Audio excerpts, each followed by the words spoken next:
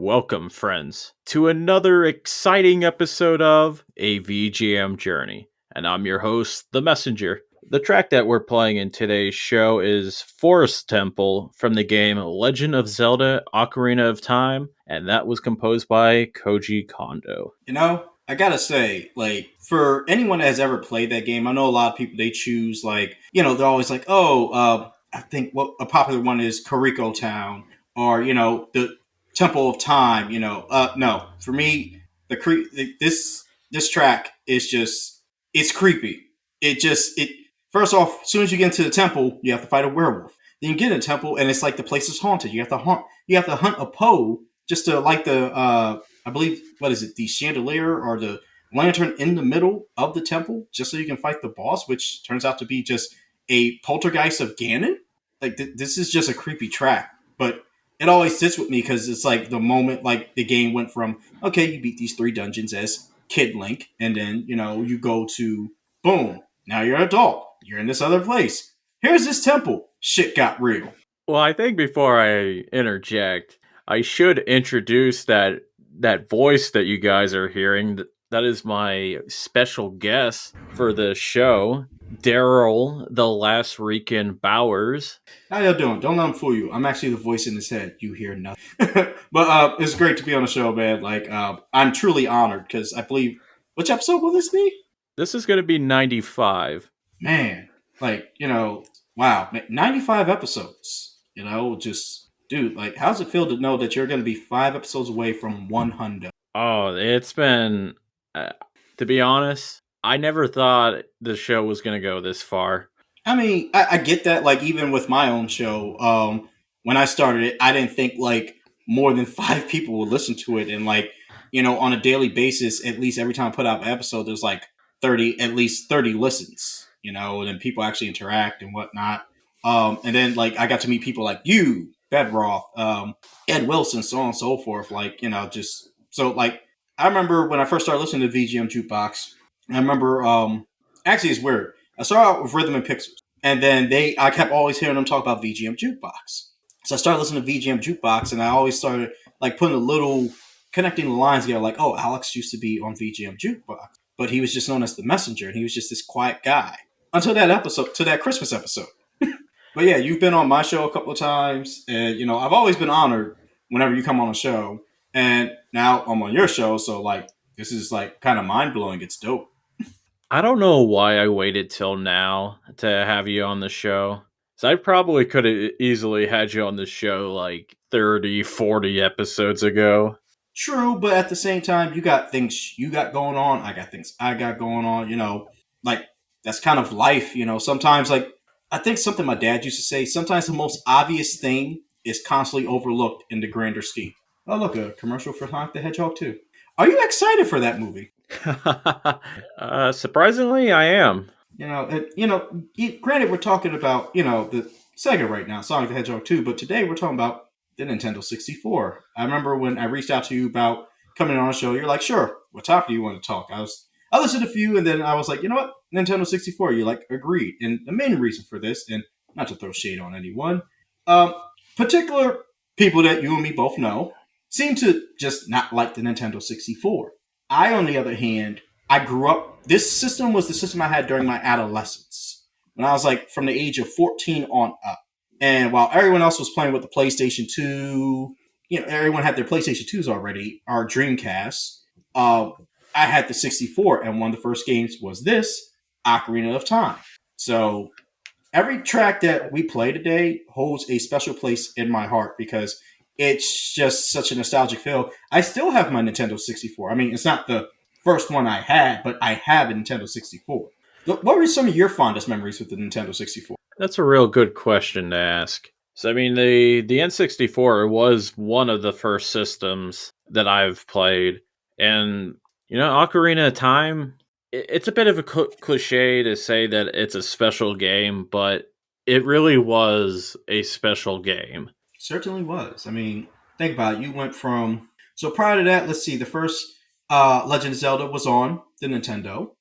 Second, Legend of Zelda 2 Link's Adventure was also on Nintendo, but it had a 2D scrolling thing. Then we had I forget what came first. Was it Link's Awakening or Link to the Past? A Link to the Past. Okay, so we had Link to the Past on the Super Nintendo, which, don't get me wrong, I love Ocarina of Time, but to this day, I will die on this hill, Link to the Past is the best Legend of Zelda in the entire series, in my humble opinion, at least. Yeah, we had that, and then it went, what was it? It went, what was it? Link's Awakening, and then we got Ocarina of Time, which blew everyone's mind because, you jump from 2D graphics to here's this 3D graphics, and it's just what was possible for the Legend of Zelda games was truly shown off. Like, everyone talks about, like, how Super Mario 64 showed off the graphical power of the Nintendo 64. And granted, it did. But, to me, Ocarina of Time is where the system truly pushed the limit, in my opinion, at least. I think I could agree with you on that. I don't know what's the best thing that I could really say about Ocarina of Time that hasn't been said before. I mean, granted, harping about the same thing over again, I think it's okay because you gotta remember, like, the game, oddly enough, Ocarina of Time came out on my birthday the year it came out. So, which is another reason why I share such a close affinity for it. But yes, what is there to say that hasn't been said? But still, like, everyone has their own take on the game and why it means so much to them. Some people who don't like the 64 may not feel the same way. But for people like you and me, who the 64 was a prominent part of our childhood and growing up, I mean, don't get me wrong, I did have a PlayStation as well as I got older, but I'll be honest, like, and the other reason why I enjoy the 64 too much, and this will be explained throughout the show, is because you could have more than two people playing it. And for someone like me who has two younger brothers, that was a big deal. Like, there was nothing better than getting a group of friends together, 4-player Mario Kart 64, even though I really didn't play Mario Kart 64, but Smash Brothers, Mario Party, GoldenEye, Perfect Dark, Donkey Kong 64, Conker's Bad Fur Day. The list goes on. It definitely was a pretty amazing multiplayer system. Definitely was. Go on. And I mean, I even thought it had a real strong single-player lineup, just like Ocarina of Time, for an example. You're right. You had, let's see, in terms of single players, Ocarina of Time, Majora's Mask, Super Mario 64, Jet Force Gemini, which at the time when it came out, no one really liked it, but it became a cult classic. Trying to think, Banjo-Kazooie. Banjo-Kazooie, Banjo-Tooie.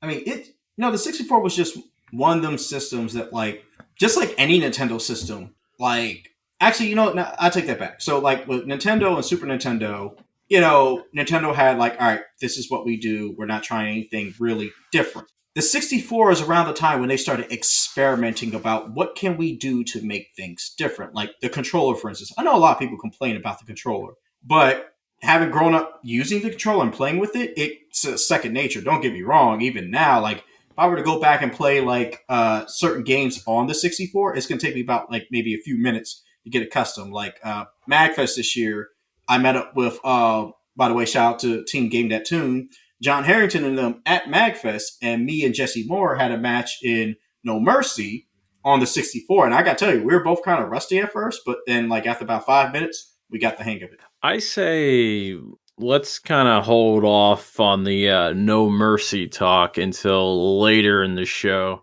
No problem. Spoilers, there's going to be some No Mercy on the show.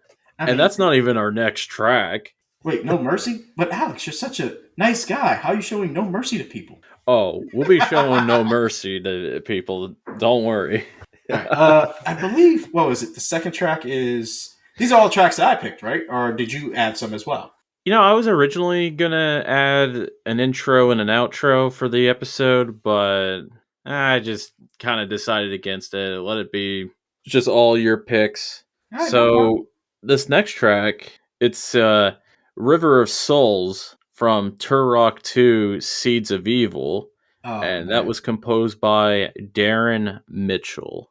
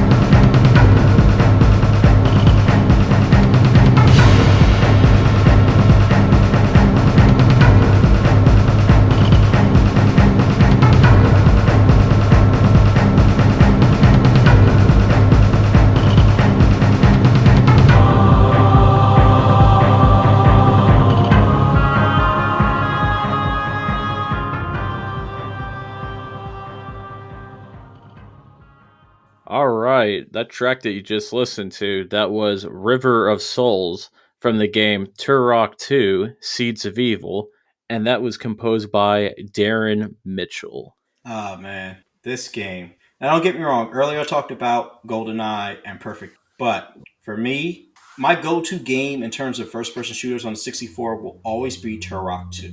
It is a game where honestly there was times where me and my brothers we would get out of school. My mom worked second shift, so like by the time we got off work, she would be coming home. I mean, by the time we got off school, she'd be at work. So she wouldn't get home till like 9, 10 o'clock at night sometime. So we would like get out of school, we'd get home, not do our homework or chores, and just play Turok 2 Seeds of Evil multiplayer till like dang near 8, 9 o'clock at night. Like basically an hour to 30 minutes to an hour before she's supposed to walk in the door, turn off the game, and run around the house trying to clean up and get our homework done before she walks in the door.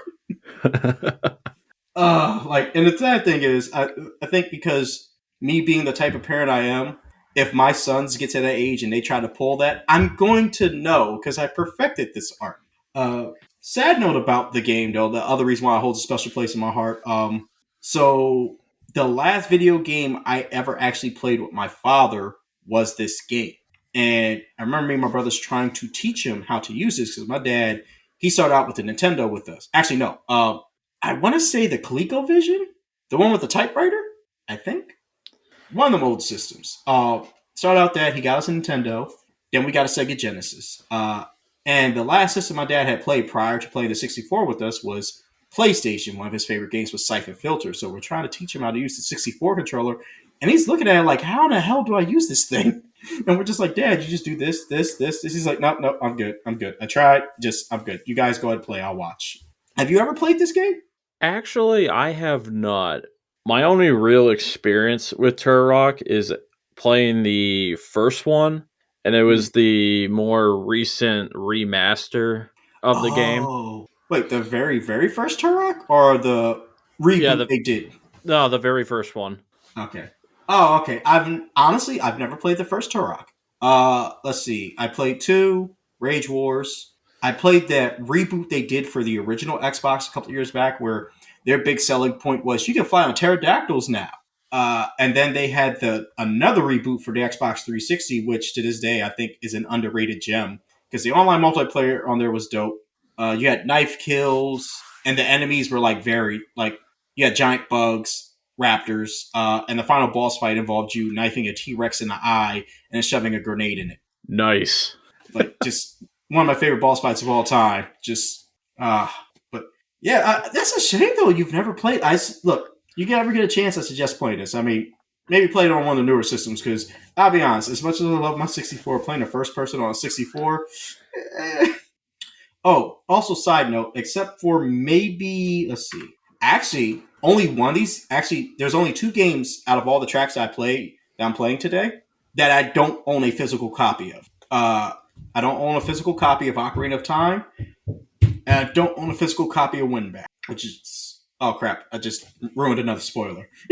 It's Darn it. that kind of show. Yes, yes, it is. But yeah. So, what was some of your favorite games to play on the 64 when you had yours? Well, I guess there's two different versions of this story. There is the when I originally had the 64 and I had a handful of games, and then I wound up getting rid of it. Yeah. And then there's now where I got a pretty decent collection. Okay. But I feel like you might be more interested in the way back then kind of. Yeah, I kind of want to know the origins. Alex is, this is stuff that I think we've all heard before, but there's some things that are still shrouded in mystery of the messenger. Like, like if we could flip the show on its head, let me interview you, Sir Messenger. Like, tell us your origins of your love for the Nintendo 64, like how you started out. Well, I had the usual suspects like Super Mario 64, Ocarina of Time, Mario Kart 64. Trying to think what else I had. We were pretty big on renting games from Blockbuster. For the days. And, I would occasionally rent like Mario Party 2 or or Paper Mario. You know what's Um, that? Go on. I'm sorry. and then there was like some random stuff too, like Elmo's Letter Adventure. Oh my god, that's an actual game. I thought it was a joke when I heard that. Oh, you know what? I just remembered I did bring that up on XVGM. That was you. I mean, I'm sorry. It sounded like one of the guys was having like a throat problem, so I assumed like just they were going through puberty. That's where the voice changed. Yeah, I mean, I guess I had to pull back the curtains on everybody. I mean, it Yeah, wasn't that April that Fool's. actually wasn't them. What? No, I mean that one guy. I was certain he sounded like Ed, and the other guy sounded like Purnell and Rob. Like I was like, man, am I sick again? Do I need to get my ears checked? It was all an elaborate prank. It was. Although Oops. I keep saying this all the time, like I find it weird. I never see Ed and Ryu Hayabusa in the same room together. You know, I could say the same. The mystery deepens. But anyway, so based off of everything you said, so bit of a confession on my half. I've never liked the Paper Mario games. Then again, I've never really tried playing them. It never appeased to me. And Mario Kart 64, while I have played Mario Kart 64, I kind of skipped over and went straight to Double Dash. Just I don't know. Like I've played it, but I've never like sat there, played it, and beat it like all the courses and unlocked everything. Well, there's not much to unlock, but you get my point. I don't know. It's just one of the ones. It's like if someone's like, "All right, which Mario Kart do you want to play? Can we play Double Dash?" I don't want to play 64. I think it's understandable with the later Paper Mario games that you wouldn't want to play them, but I feel like you should try out the original and Thousand Year Door on GameCube. I think both of them are really good. Maybe I'll add them to collection. I think Paper Mario's on the 64 expansion pass for the Switch. It is. Okay, yeah. So yeah, I'll give it a try since I have access to it now. But yeah, I do like in terms of renting stuff from Blockbuster. I think the one game I used to rent from Blockbuster more than anything else before I finally owned it was the original Pokemon Stadium. Just that was my big rental for the 64. That and Army Men Sarge's Heroes. I used to play the crap out of that game, and then I look back at him like, my God. Oh wait, no, I didn't rent that. I bought that. Gauntlet Legends. Like, and that's the one thing I always loved about the 64 because, like I said, I had two younger brothers, so didn't have to worry about taking turns constantly. Everyone, there's always a controller for everybody. David has his red controller, I have my blue controller, Daniel had the gray one. But out of those games that you play, because I believe you do have a sibling, correct? I have two of them. Okay, out of those games, which was the one that you guys used to like be the most competitive over? Well, I really don't have a good story for you. Oh, okay. Because when we had the 64, my sister wasn't born yet, and my brother, I mean, he was probably like 2 at the time. Oh, so you're the oldest? Yeah. Oh, so, welcome to the club of older brothers. So when it comes to playing this 64 with siblings, it never happened. Okay.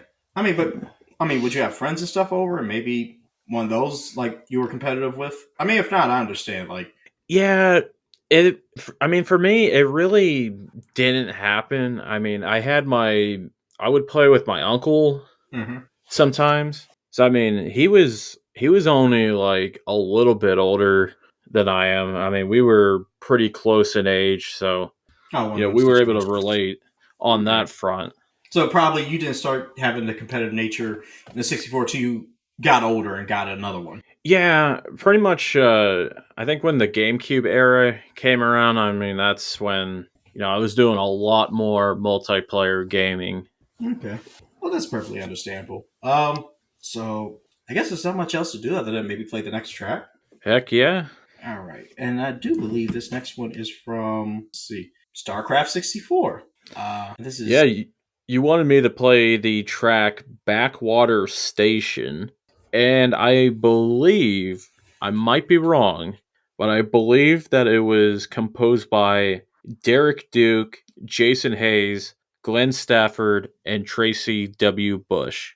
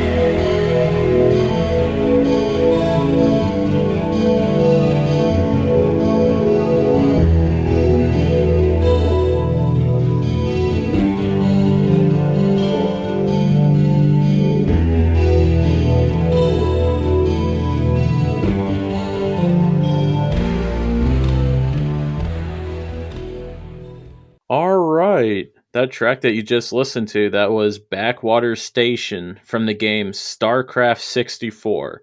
And it was composed by Derek Duke, Jason Hayes, Glenn Stafford, and Tracy W. Bush. Man. Now, I know this game kind of gets a lot of flack from people because for those who have played the original StarCraft, which is originally played on PC, it's an RTS. So porting it to a 64 might not have been the best thing, but I enjoy it. Me, my brother David, and our friend Mike, we used to spend hours playing this, and we had a very simple rule. You had 30 minutes to build up your army, and after those 30 minutes, all bets were off. I'm going to be honest with you. I didn't even know this exists until semi recently.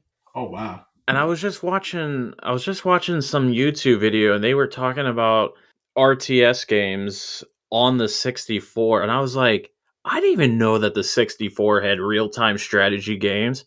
So I guess Command and Conquer was also on the 64. Yes, it was. That was another game I rented from Blockbuster. Was Command and Conquer. I always chose the forces of.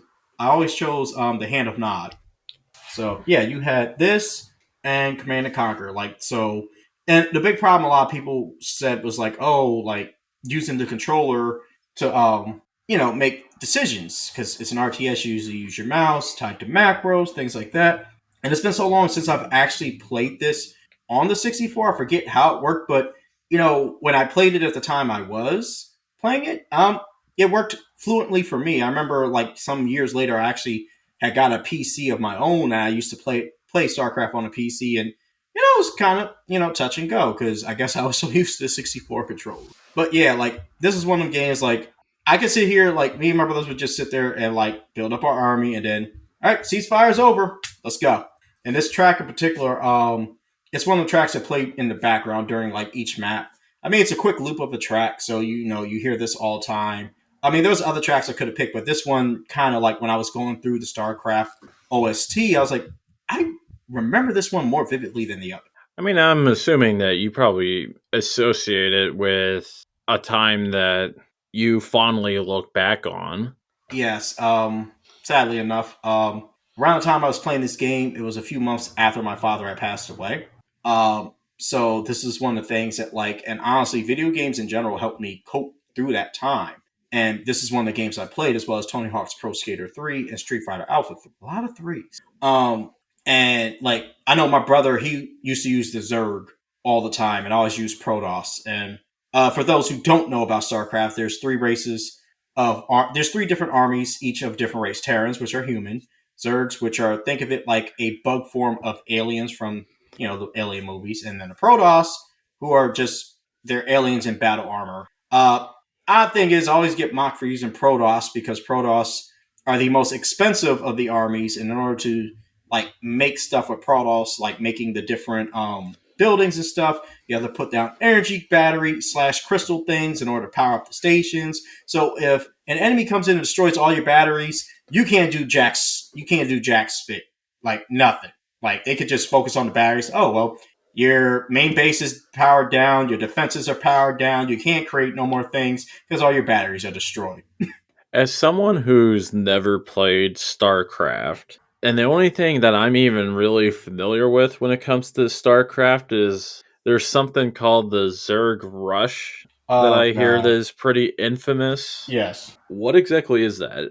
All right, so Zerg Rush basically goes like this. Because the Zerg, all right, so Terrans are the most common in terms of building stuff. The Zerg are the most easiest, but then again, a lot of their soldiers are more cannon fodder than anything else. But Zerg are also the quickest to create an army. Like you can quickly create a bunch of Zerglings, and then before your opponent even has a chance to get their bases up and running, or even get a full platoon or full defenses up, you'll just be swarmed by a bunch of Zerglings all at once. So you'll have people that will sit there, they'll just focus on getting up materials to build up enough platoons of Zerglings, and then just send the whole platoon over at you, and you just get rushed all at once by a bunch of Zerglings. So, and there are ways to counter it, but it is an annoyance. I've been Zerg rushed many a time. That sounds terrible. I mean, but it's a legit strategy. I know a lot of people when you play certain video games, their main thing is like, oh, using a cheap strategy. This is cheesy. This is this. It's built in the game. It's a legit strategy. Like, I'm playing Elden Ring right now. Uh, what was it? I fought Radon, Star Scourge Radon, and honestly, the way I beat him is I summoned a bunch of NPCs and I just stood on my horse and just shot him with an arrow from a distance the entire time. He did. Yeah. I mean, I will admit that there's been a few times where I've used some kind of cheap strategy to beat a really tough challenge. I mean, I look at it this way. It's still a strategy. You didn't use a cheat code. You didn't unplug anyone's controller. You didn't slap a controller out of anyone's hand. You just, hey, I thought outside the box. It seemed like the easiest way to win. I saw a weakness. I exploited it. Might not make you many friends, but hey, who got time for friends when you're winning? I mean, there's been a couple times where there's some kind of flaw in the game, and I just happened to take advantage of it, and I wound up being victorious because of that flaw. Hey, look, again, like I said, game designers nowadays, they send out games with all kinds of glitches and stuff, and we're expected to, just be okay with it. We drop $60 on a game, it's flawed to all heck, and it's just like, oh, we're just supposed to be okay with it and wait till like a patch comes out. So then when we see, oh, there's a flaw in this, we can beat this boss easily, and we exploit it. Oh man, that's not how you're supposed to do it. Well, maybe y'all should have paid closer attention to your game. Just saying. Like, if you and me are playing chess, and you see, I obviously I've done a blunder of a move and left my queen open or my king open, and you go to get me in checkmate. I got no one to blame but myself. Exactly. But speaking of strategy in games and tactics, Pokemon Stadium 2, which is where the next track's coming from, and this is the battle preparation track. Yep, that's the one. And I could tell you that it was composed by Hajime Wakai.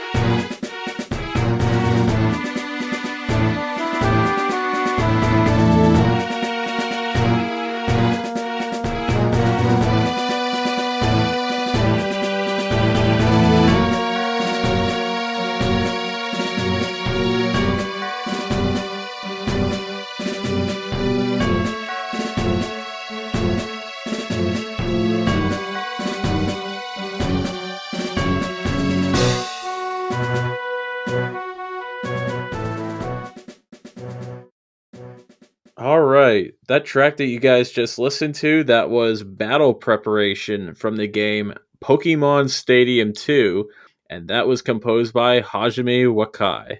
Oh man. For those of you who don't know, although anyone who has played this game should know that this is the music that plays in the screen in which you choose your rental Pokemon. And there's nothing more stressful to trying to pick Pokemon from a rental team on this game to try to thrash somebody. Especially for me and my brother David, which we've always been competitive when it came to Pokemon. And like at the time, we didn't have enough money to afford two transfer packs, so we only had one. So one of us got to use our regular team while the other one had to use rental teams, and just oh man, so many fun times playing these games. You've played Pokemon Battles. Have you played Pokemon Stadium 2 at all? Yes, I have. I've played quite a bit of the second one and the first one. All right. I think the thing I liked about the second one, like the first one was great, but to me the second one improved upon it.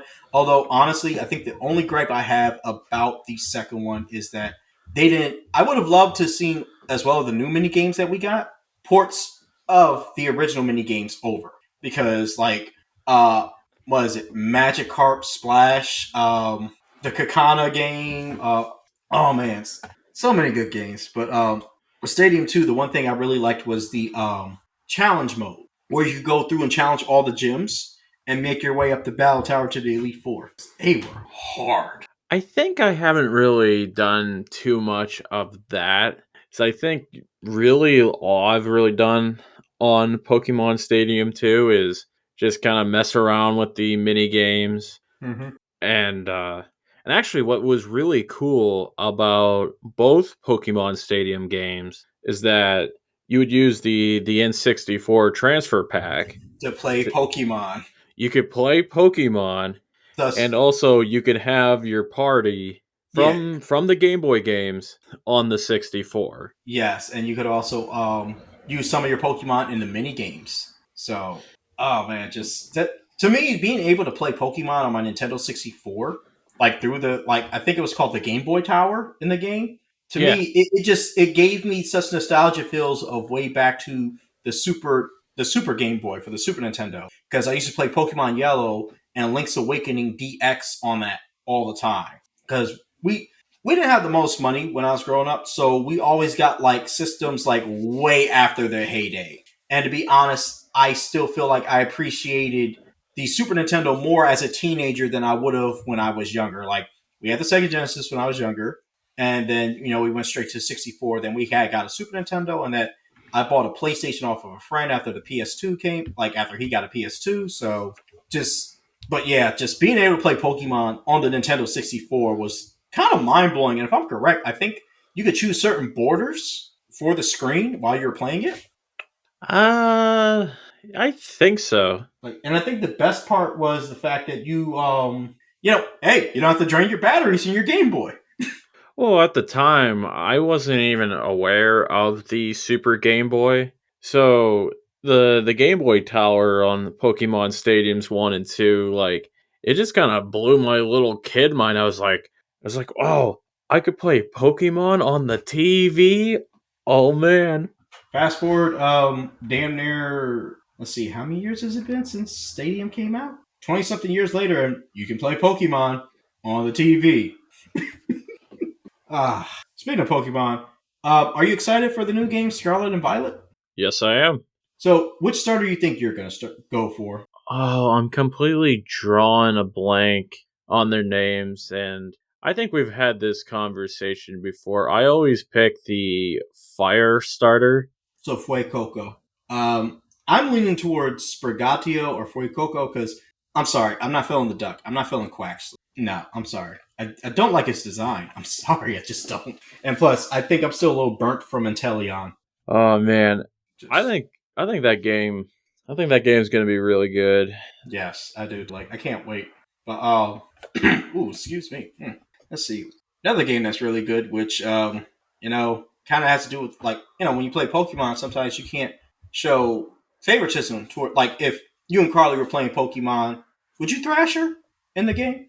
Yeah, I probably would. Should we show her no mercy? I probably wouldn't. That's like the most like saddest segue I've ever performed. But our next track comes from WWF. Yes, WWF, not WWE. World Wrestling Federation. No Mercy for the Nintendo 64. This is background music 2. Well, match background music 2. And who are the composers? Just one composer, Kouji Niikura.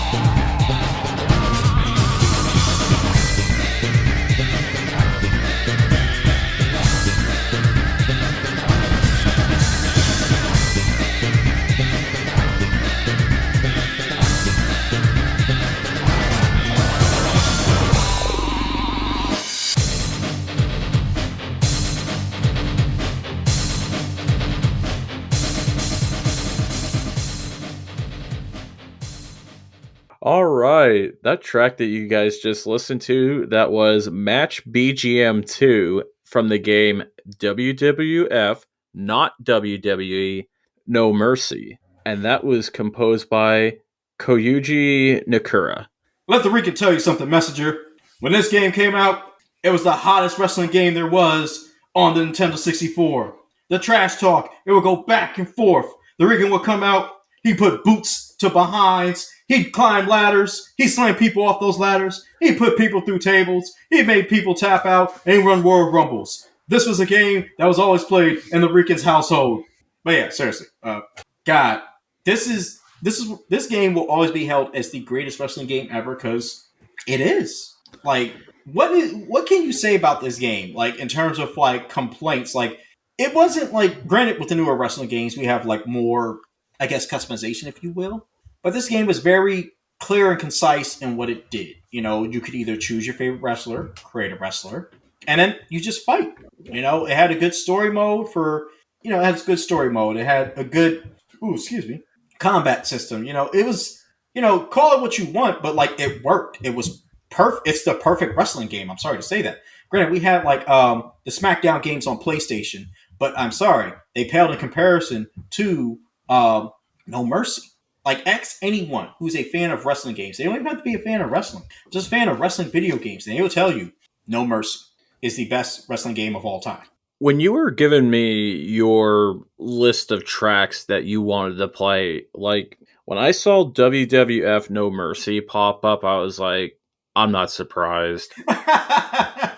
Because it is just like you said, that a lot of people say that WWF No Mercy is quite possibly the greatest wrestling game of all time. I mean, it was very, like, again, when you create your wrestler, you choose your move set, you choose how they look, you choose their entrance, all that stuff, okay?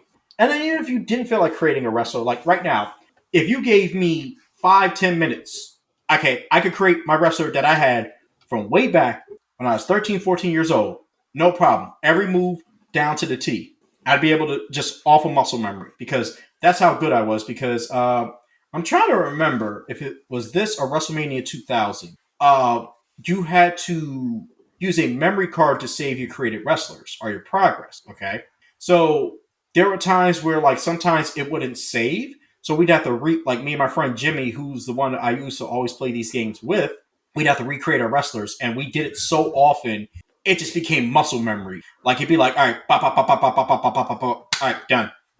Like we already knew like what moves we were gonna put on, all that stuff. Actually, no, it was WrestleMania 2000, and then No Mercy. No Mercy had a built-in save feature, so we just kind of carried the same thing over because No Mercy was just an updated version of WrestleMania 2000. So, but regardless, like this is a game like even right, like I said at Magfest, I played this with Jesse Moore, and just we had a blast. Okay, he chose Kane, I chose Stone Cold. So, because I'm not playing as The Rock. Sorry, no. Okay, forget Dwayne. Well, have you ever played this game? I have not. Oh man, dude, look. I mean, have you ever played any wrestling games? I think I've messed around with one of the more recent WWE games. Please don't tell me it was 2K. I mean 2K20. I want to say it was 2K16, 17. Okay. 2K16 was actually a very good one. 17 was hit and miss. 18 was okay. 19 was and 20 was a dumpster fire we don't speak on. And it was only because I think it popped up as like a Games with Gold free game. 2K16 was a Games with Gold free game. I remember that. Because that's the one with Stone Cold, because it was called, Austin 316. And like, yeah, I messed around with the character creator and come up with, I guess you would say, beautiful works of art. What? So, I mean, we had some pretty messed up looking guys on that. What? Oh my god, you killed the bit, man. You killed the bit. I'm guessing you've never watched wrestling a day in your life. Never. Oh my god. All right. I was trying to do a bit where Stone Cold would come out. He'd say something, or like someone would say something, he'd be like, what? Or the crowd would do, like he had a bit, like he would say something and the crowd would be like, what? Every time he said something. Oh man. Like, I think one of my favorite bits of his was like, he is like, I would have me 1 beer, 2 beers, 3 beers, 4 beers, a shot of tequila, shot of gin, whiskey, more beer. I went to Sonic's, got me a jalapeno burger, tater tots, a hot dog, more beer. And it goes on like it's a whole thing. Like, oh god. Like, granted, if you watch wrestling now, I would tell you just watch AEW. Don't even bother with WWE. You're not missing anything. Yeah, that's what I'm hearing from everybody. Yeah, like if you want go back and watch old Attitude Era stuff, like everything from '96 on up to like at least maybe 2005, 2006 is great.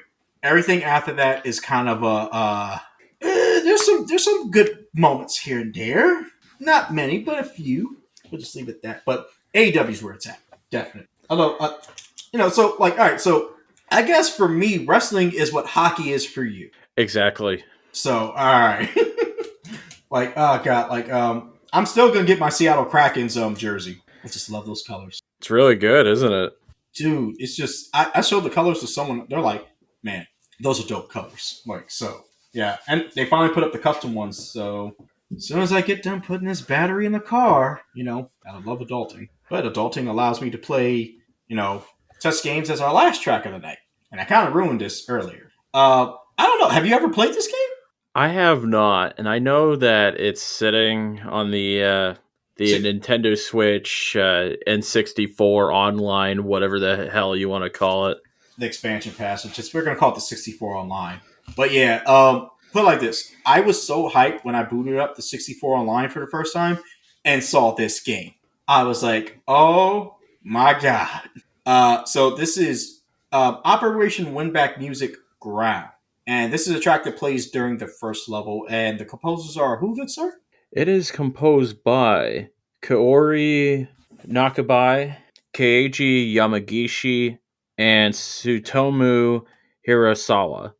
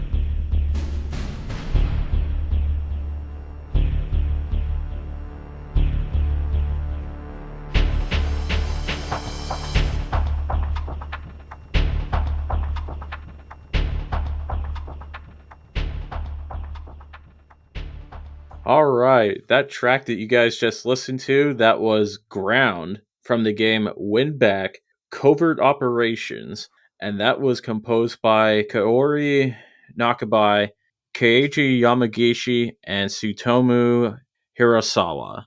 So I know you haven't played this, but so while PlayStation had games like Metal Gear Solid, we had Winback. Okay, and granted, while Winback is nowhere, it's definitely different from Metal Gear Solid, but Winback is a fun game. Like the whole, it's you don't go in there just running and gunning. You have to be careful. You have to take cover, pick your shots, aim, things like that. Choose the right ammo to use in certain situations. Oddly enough, this is a game I never actually beat when I had it on the original Nintendo 64. So, like I said before we started playing the song, when the 64 pass came out and I downloaded it and I uploaded to see what it was, and I saw that this was on there, I lost my mind. I was like, holy crap, went back?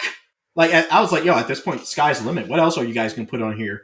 I really would love to see No Mercy, but highly doubtful. But still, just man, I mean, I think recently we got what F-Zero X. Yeah, I think F-Zero X, Banjo Kazooie. Yes, which I've been playing F-Zero X a little bit just to again, like I said, I majority of the games that's on the 64 online I own aside from Mario Kart and I think it was like one or two. Oh, Yoshi's Story, which I was actually playing that for the first time last night. I was like, oh, okay, this is actually pretty fun.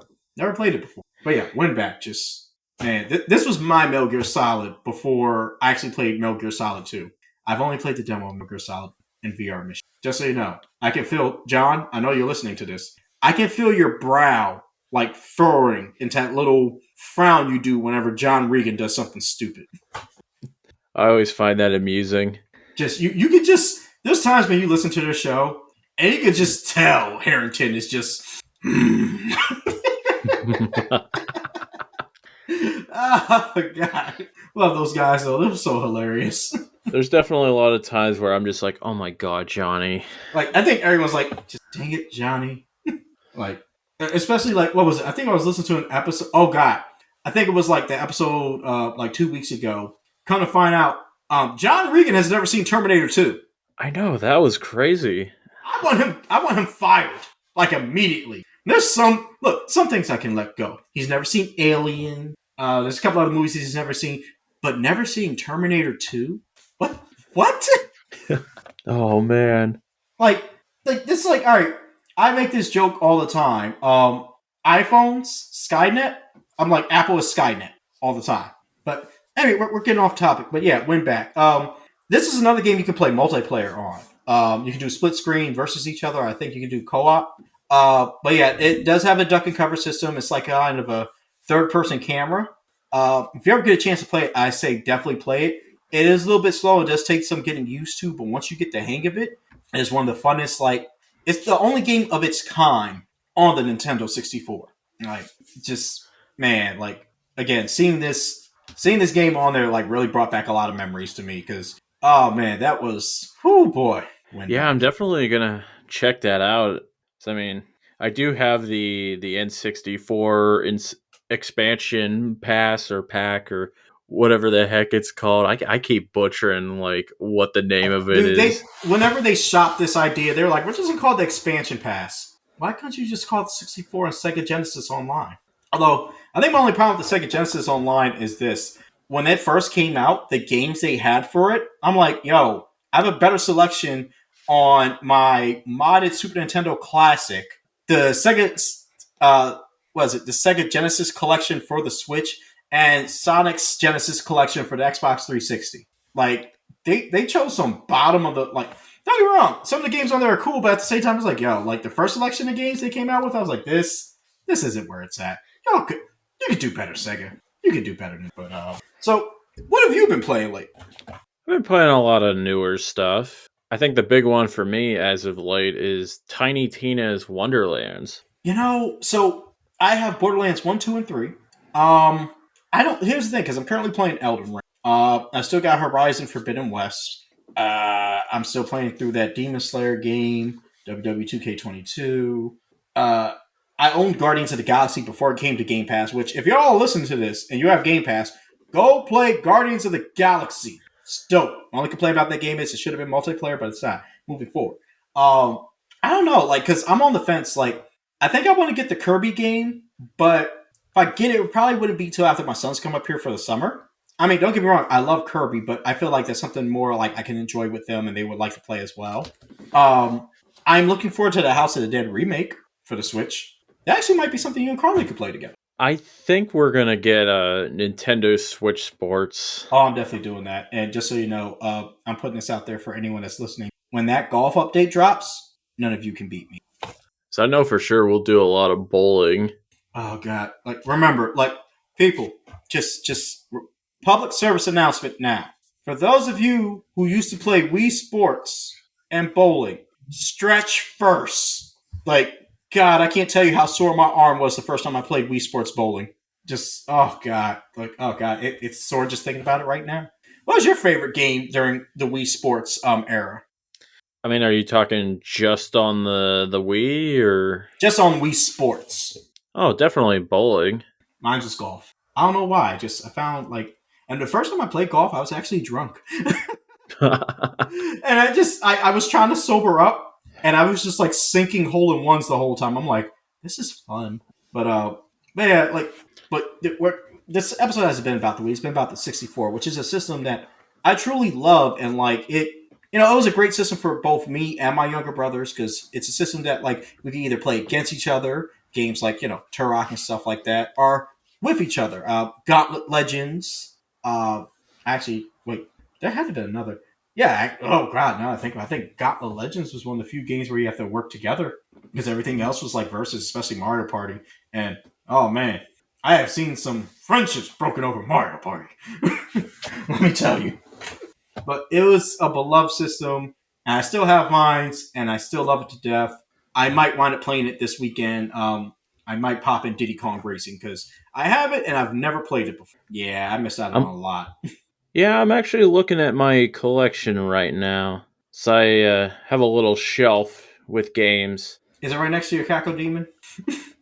The Caco Demon is on that shelf. That cackled. You know, that's another game. Have you ever played Doom 64? Because I've never played Doom 64.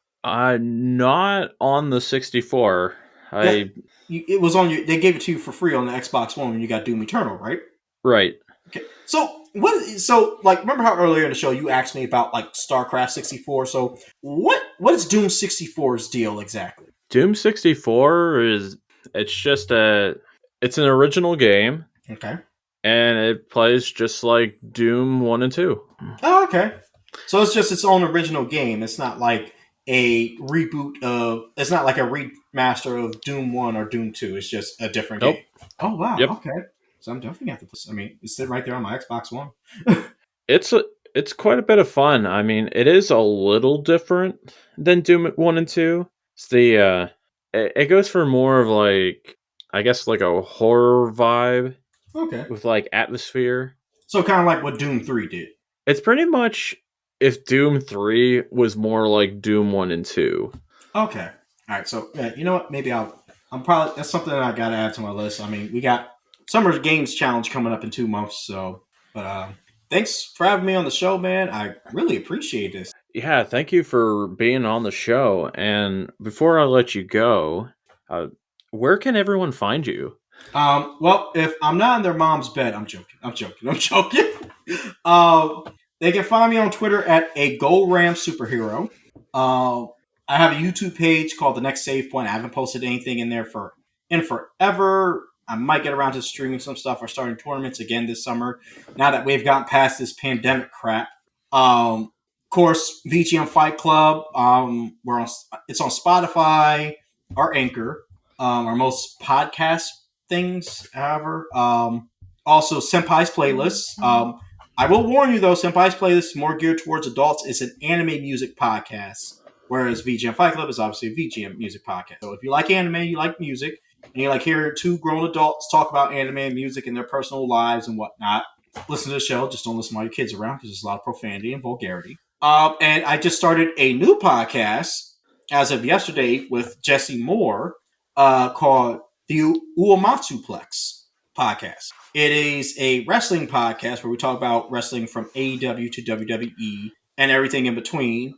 We're only going to be doing it for about once a month, and the podcast will air a day after a pay-per-view, either a Monday or Tuesday after that pay-per-view. And like I said, it's me and Jesse Moore from Game That Tune. John Harrington might pop his head in from time to time. That one is also very adult, but our gimmick is we play Final Fantasy music in the background while we talk about wrestling. So, Dual Matsuplex. And for those of you who are wondering, how did we come up with that name?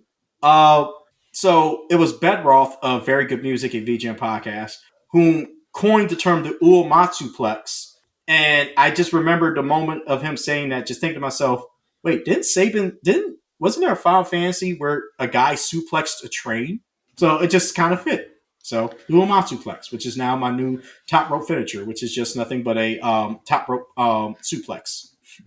I think that's pretty amazing. So yeah. So other than that, I'm on. I really don't want y'all following me on Facebook, Instagram, but yeah, those are the ways to reach me. I'm usually on Discord. We do have Discord pages, and usually I'm on. I'm one of the journeymen of a VGM journey with this good sir. Which while I'm here, I just gotta say, sir, you don't give yourself enough credit. You're well known. You're basically VGM royalty. You contribute all these finances to other people's podcasts. You're like a patron to so many other podcasts, and just for me, if anyone else doesn't say it, which I'm pretty sure other people would, thank you for doing what you do. Oh, geez, man, you're making me blush. Oh, that's kind of your girl's job. Whoa, buddy. Whoa.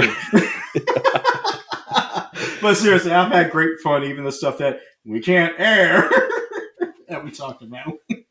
Gotta keep that on the hush hush. Oh yeah, we just don't want anyone knowing that we're pro Code Red and not Voltage. God, my life for a Mountain Dew Code Red right now. But anyway, that's all I got. In the words of Kenny Omega, thank you and good night. And as always, Wu-Tang forever. Alex, I think this is the part where you do your spiel. I just realized that I probably should add some kind of closing track. You know what? I got an idea. Since Kirby and the Forgotten Land just came out, and I've never played this game, even though I have the means of playing it, how about a track from Kirby and the Crystal Shards for the Nintendo 64? Oh, heck yeah. I actually really love that game. All right. So you'll choose whatever track from there. I'm pretty sure it'd be dope. I leave it in your more than capable hands. Decisions. I think that will be a surprise for you when this show comes out. And for the people that are listening, I am going to tell you right now. From the game Kirby 64, The Crystal Shards, I'm going to play the track 02, and that was composed by Jun Ishikawa and Hirokazu Ando. Have a good week, everyone.